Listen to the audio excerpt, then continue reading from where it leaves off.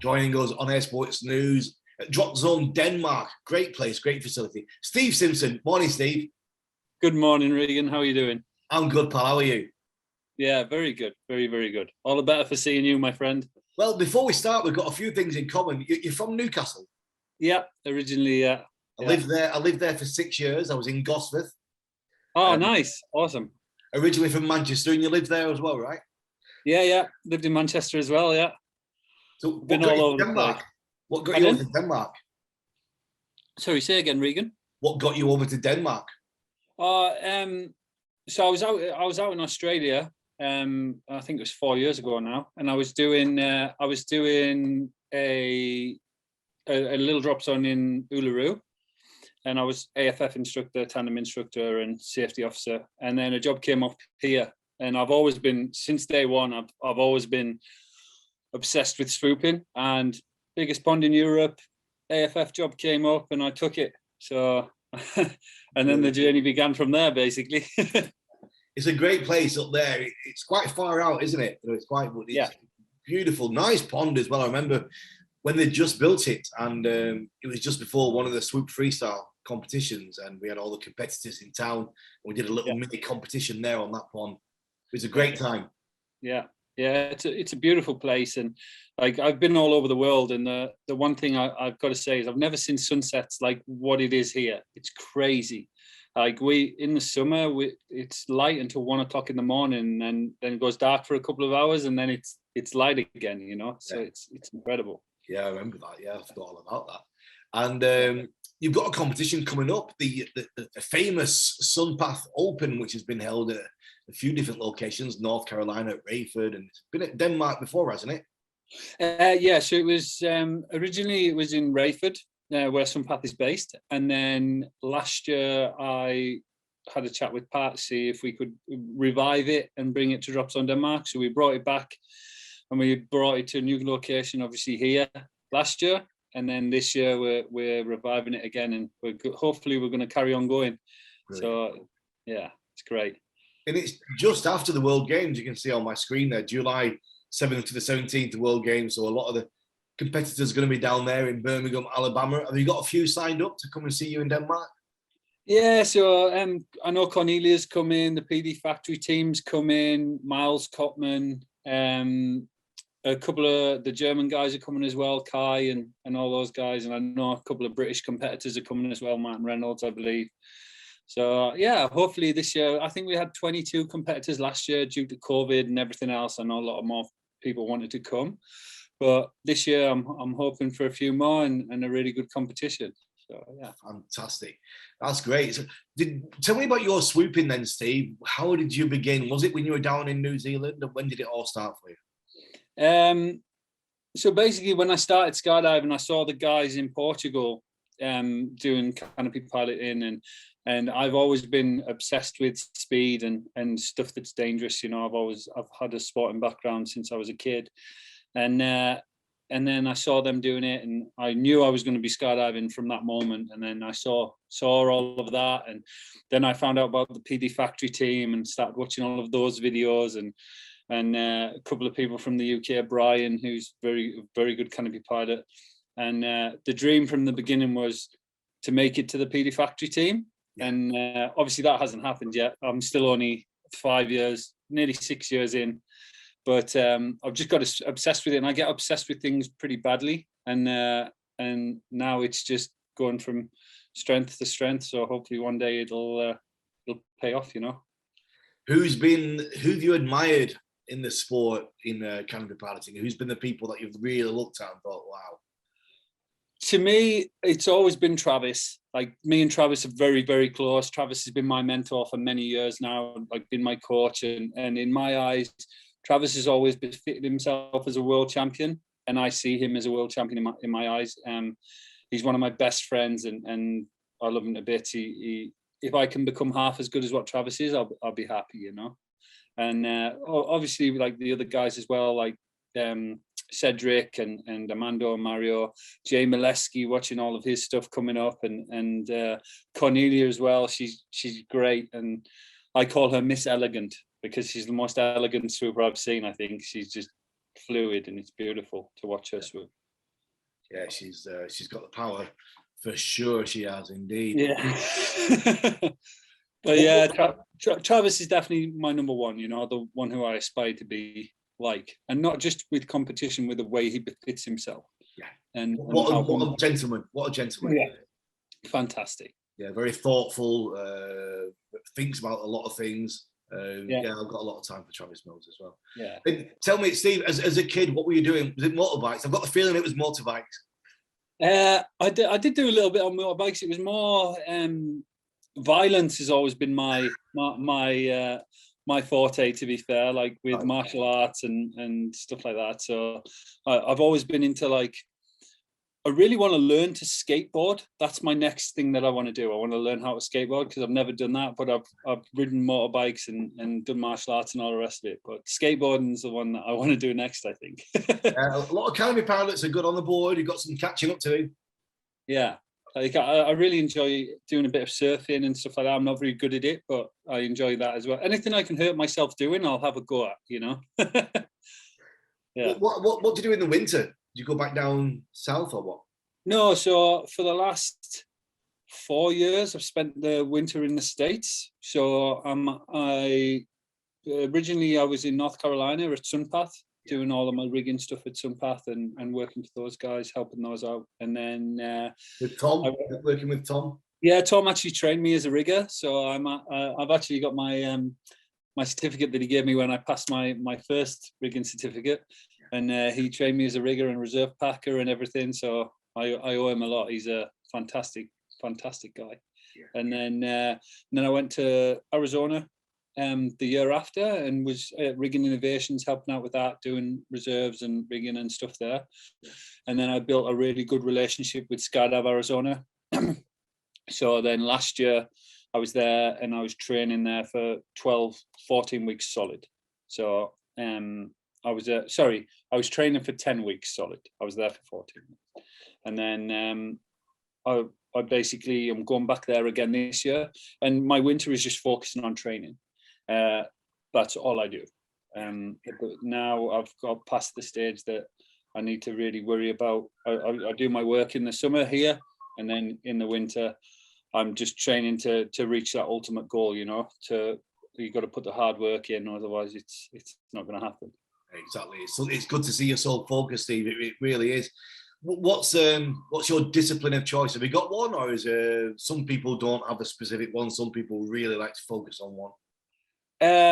I did used to really like distance, like really just train distance, but now it's zone accuracy. Like zone accuracy is the one that I'm really focusing on now. And I was actually in France with Armando and Mario and the French team a few weeks back. Yeah. I was with Armando and Mario training, and it was really funny because the first day I had a really good distance run. It's my first camp back, and then really good distance run.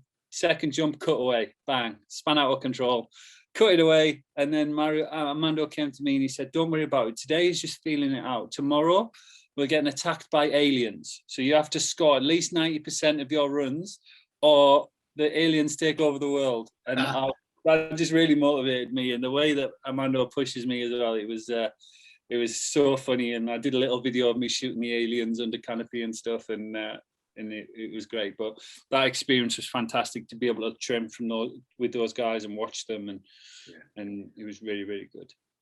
So. It's going to be interesting down at the World Games with these adjusted rules, because it's a short course and it's not a lot of outs. There's trees all around, so it's going to be quite interesting to see how they compete. Armando was saying he's really looking forward to it.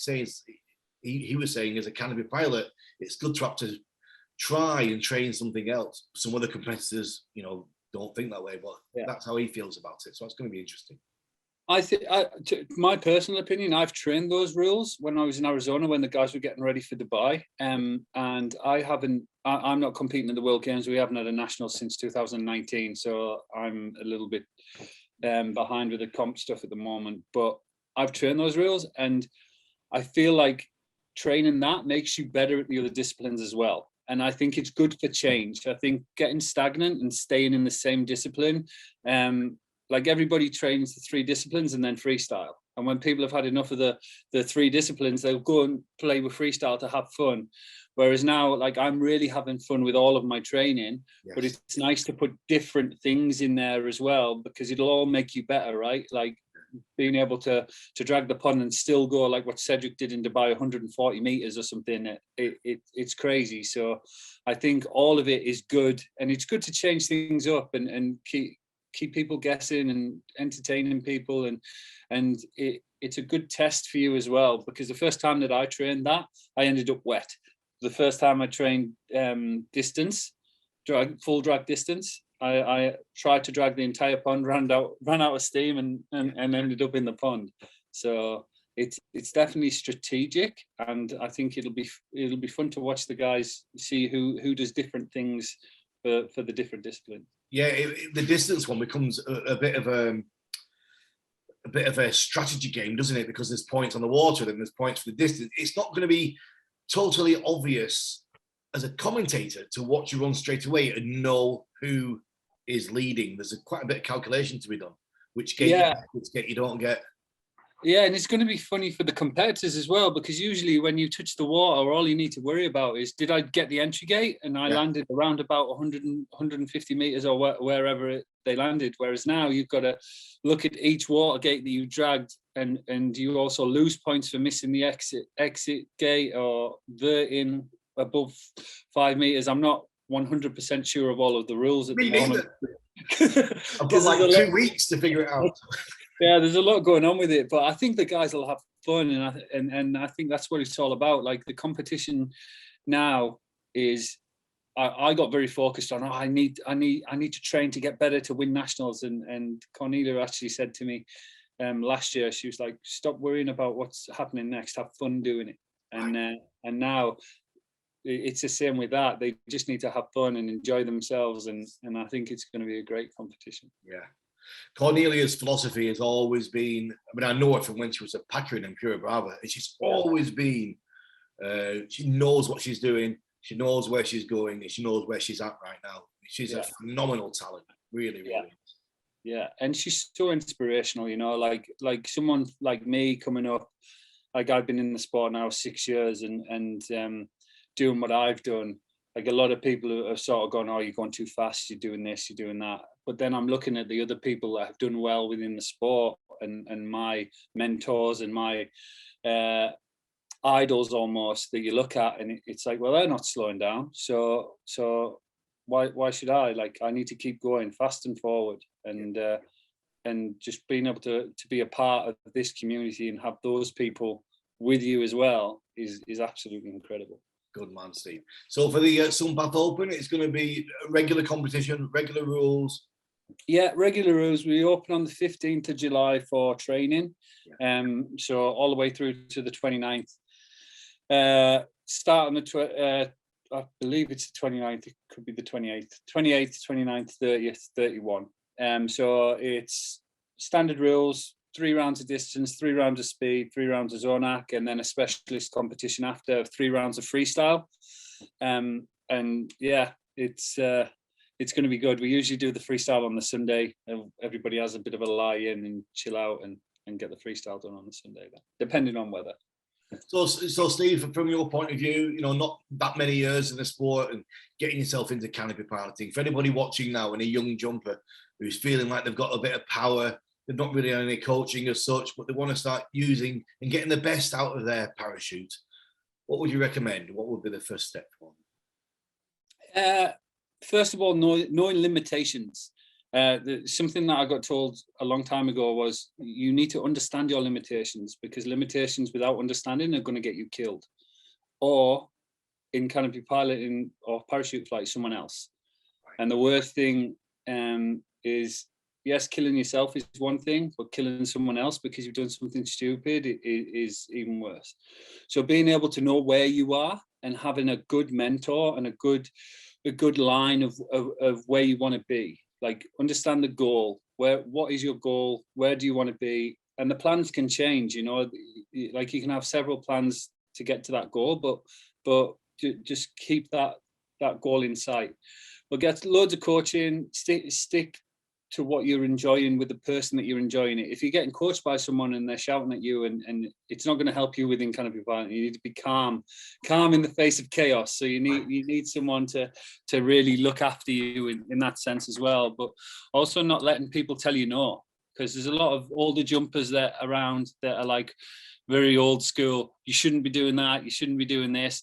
But the times have changed. Things have changed. And if, like, for instance, one of my students, Mess, he's got around about 1,000 jumps. He's jumping a velo 84 now. I think he's got 1,200 jumps now, actually. Jumping a velo 84, doing 450s. I've had him since he was a baby, doing before he was doing 90s.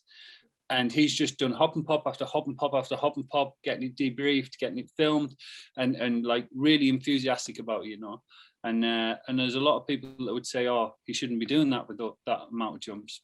But he's put the time in, you know. He's put the time in, he's put the effort in, and he's safe and he's good.